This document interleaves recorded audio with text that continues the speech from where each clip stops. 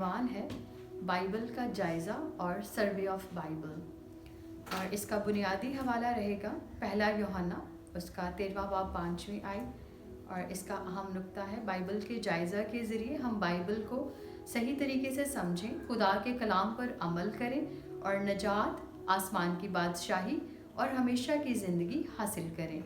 اس کا تعارف ہے۔ آج ہم بائبل کا جائزہ لیں گے اور سیکھیں گے۔ اس کا بنیادی حوالہ پہلا یوحنا اس کا 13واں باب اس کی 5ویں آیت ہے، جو بیان کرتا ہے کہ بائبل اس لیے لکھی گئی تاکہ ہمیں یقین ہو کہ ہمارے پاس ہمیشہ کی زندگی ہے۔ آج ہم بائبل کی 8 بنیادی باتیں سیکھیں گے تاکہ ہم بائبل کو صحیح طریقے سے دیکھنے اور خدا کی مرضی کو سمجھنے کے قابل ہو سکیں اور ہمیشہ کی زندگی کی امید میں شریک ہو سکیں۔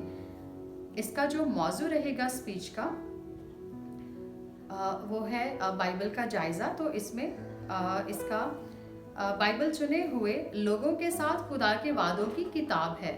یہ خدا اور اس کے چنے ہوئے لوگوں کے درمیان ایک وعدے کی کتاب ہے جو بنیادی طور پر 2 حصوں میں تقسیم ہے، پرانا عہد اور نیا عہد۔ پرانا عہد وہ وعدہ تھا جو خدا نے بنی اسرائیل یعنی یہودیوں کے ساتھ کیا۔ خروج 5 باب اس کی 6 سے 19ویں آیات تک اس کا خلاصہ یہ تھا کہ لوگ شریعت پر عمل کریں اور مسیحا کو قبول کریں۔ ان 8 جو بنیادی پوائنٹس ہم سیکھیں گے، اس میں پہلا یہ ہے لیکن سلیمان اور بنی اسرائیل نے عہد توڑ دیا۔ پہلا سلاطین اس کے 11ویں باب میں اس کا حوالہ رہے گا، اور ہوسیہ 7واں باب اس کی 6 آیت میں۔ اور جب خدا نے یسوع مسیح کو بھیجا تو یہودیوں نے انہیں قبول نہیں کیا بلکہ مصلوب کر دیا، اس لیے خدا نے ایک نیا عہد بنایا۔ عبرانیوں 7 باب اس کی 8ویں سے 13ویں آیات، اور لوکا 14 باب اس کی 20ویں سے 22ویں آیت تک کے مطابق یہ نیا عہد یسوع مسیح ان کے ماننے والوں یعنی مسیحیوں کے درمیان ہوا۔ اس کا وعدہ یہ ہے کہ جب یسوع مسیح دوبارہ آئیں گے تب خدا کی بادشاہت میں زندگی کا کلام پھر سے سنایا جائے گا۔ مکاشفہ اس کا 18واں باب 19 سے 22ویں آیات میں لکھا ہے کہ ہمیں مکاشفہ کی کتاب میں کچھ بھی نہ جوڑنا چاہیے اور نہ کم کرنا چاہیے، بلکہ اس پر عمل کرنا چاہیے تاکہ نجات حاصل کریں۔ دوسرا اس کا جو پوائنٹ ہے جس میں ہم سیکھیں گے، بائبل روح کی طرف سے نازل کردہ کتاب ہے۔ بائبل ایک الہامی کتاب ہے جسے روح کی رہنمائی میں لکھا گیا ہے۔ اس کا اصل مصنف خدا ہے، خود خدا ہے، اور اسے تقریباً 35 سے 40 نبیوں اور رسولوں نے پاک روح کی تحریک سے تحریر کیا ہے۔ دوسرا تیموتھیوس اس کا 16واں باب 3 آیت، اور دوسرا پطرس اس کا 21واں باب 1 آیت کے مطابق بائبل روح کی تحریک کے ذریعہ سے لکھی گئی ہے۔ خدا کی بادشاہی کے راز اور مکاشفہ کو انسانی تعلیم کے ذریعے نہیں بلکہ الہامی تعلیم کے ذریعے سمجھا جا سکتا ہے۔ گلتیوں 11واں باب اس کی 1 سے 12ویں آیات، اور دوسرا کرنتھیوں 10واں باب 2 سے 13 آیات، اس میں پورا اس کے بارے میں بیان ہے۔ بائبل کا جو سیکھنے کے لیے جو تیسرا پوائنٹ ہے، بائبل کے مواد کی تقسیم۔ بائبل کے مواد کو 4 حصوں میں تقسیم کیا جا سکتا ہے۔ یہ بائبل کے 4 اسٹرانگ پلرز ہیں۔ پہلا ہے تاریخ، ہمیں سیکھنے اور سبق حاصل کرنے کے لیے دی گئی ہے۔ پہلا کرنتھیوں اس کا 11واں باب 10ویں آیت، اور دوسرا پلر ہے تعلیم، ہمیں مکمل بننے کے لیے دی گئی ہے۔ دوسرا تیموتھیوس 16واں باب 3 سے 17ویں آیات۔ تیسرا جو مضبوط پلر ہے وہ ہے پیشن گوئیاں، پیشن گوئیوں سے تاکہ جب ان کی تکمیل ہو تو لوگ ایمان لائیں۔ پہلا یوحنا 29 باب 14ویں آیت، اور چوتھا پلر ہے تکمیل، وہ حقیقت جو پیشن گوئیوں کے مطابق ظاہر ہوتی ہے۔ چوتھا جو ہمارا 8 پوائنٹس میں سے چوتھا پوائنٹ جو ہم سیکھ رہے ہیں وہ ہے بائبل جنگ کی تاریخ ہے۔ بائبل کی 66 کتابوں کا مرکزی نقطہ خدا اور شیطان کے درمیان جنگ ہے۔ जो रूहानी और जिस्मानी दोनों सतहों पर जारी है।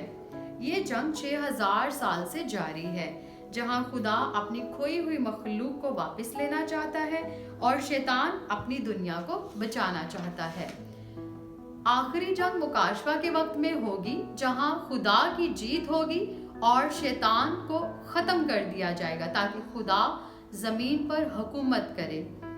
5वां पॉइंट जो हम सीखेंगे बाइबल का सर्वे करते हुए वो है पेशनगोई और तकमील की अहमियत। बाइबल की पेशनगोइयों को लाजमी तौर पर पूरा होना चाहिए और हकीकत में जाहिर होना चाहिए। अब्राहम के साथ किया गया अहद मूसा के वक्त में पूरा हुआ। पुराने अहदनामा के अंबिया की पेशनगोइयां यीशु मसीह के पहले आने पर पूरी हुई। इसी तरह नए अहद की पेशनगोइयां यीशु मसीह की दूसरी आमद पर पूरी होंगी। सच्ची ईमानदारी वही है जो पेशनगोइयों और उसकी तकमील दोनों पर यकीन रखते हैं। बाइबल के छठा पॉइंट जो हम बाइबल का सर्वे करते हुए सीखेंगे वो है बाइबल के 7 तारीखी दौर। बाइबल की तारीख को 7 अदवार में तकसीम किया जा सकता है। नंबर 1 पैदाइश का दौर, दूसरा खरूज और शरीयत का दौर, तीसरा काजियों का दौर, चौथा बादशाहों का दौर, 5वां अंबिया का दौर, छठा खुशखबरी का दौर और 7वां नई तख्लीक और मुकाशफा का दौर। 7वां पॉइंट बाइबल का सर्वे सीखते हुए जो हम 7वां पॉइंट सीखेंगे वो है पेशनगोइयों की तकमील का तरीका। बाइबल की तमाम पेशनगोइयां एक खास तरतीब में पूरी होती हैं। पहले नंबर पर बेवफाई, दूसरे नंबर पर तबाही और तीसरे नंबर पर निजात।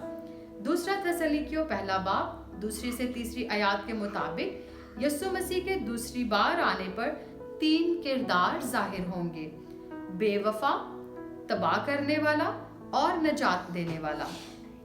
उस वक्त सच्चा ईमान वही होगा जो इनकी हकीकी तकमील को समझे और कबूल करे। 8वां और आखिरी नुक्ता जो हम बाइबल का सर्वे करते हुए सीख रहे हैं वो है बाइबल का बुनियादी मकसद, निजात और हमेशा की जिंदगी। खुदा ने बाइबल हमें इसलिए दी ताकि हम गुनाह से बचें जो मौत का सबब बनता है और हमेशा की जिंदगी हासिल कर सकें।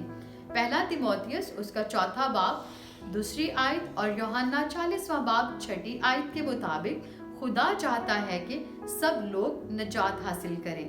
1 यूहन्ना उसका 13वां बाब 5वीं आयत बयान करती है कि बाइबल का मकसद हमें यकीन दिलाना है कि हम हमेशा की जिंदगी रखते हैं। यूहन्ना 39वां बाब 5वीं आयत के मुताबिक सच्चे ईमानदार की उम्मीद हमेशा की जिंदगी है।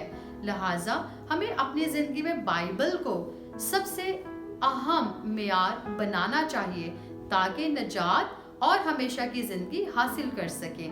नतीजा इस तकरीर का खुलासा ये है कि बाइबल पेशनगोइयों की किताब है और इसे सिर्फ रूह की तरफ से दी गई है। मुकाशफा की तालीम के जरिए सही तौर पर समझा जा सकता है।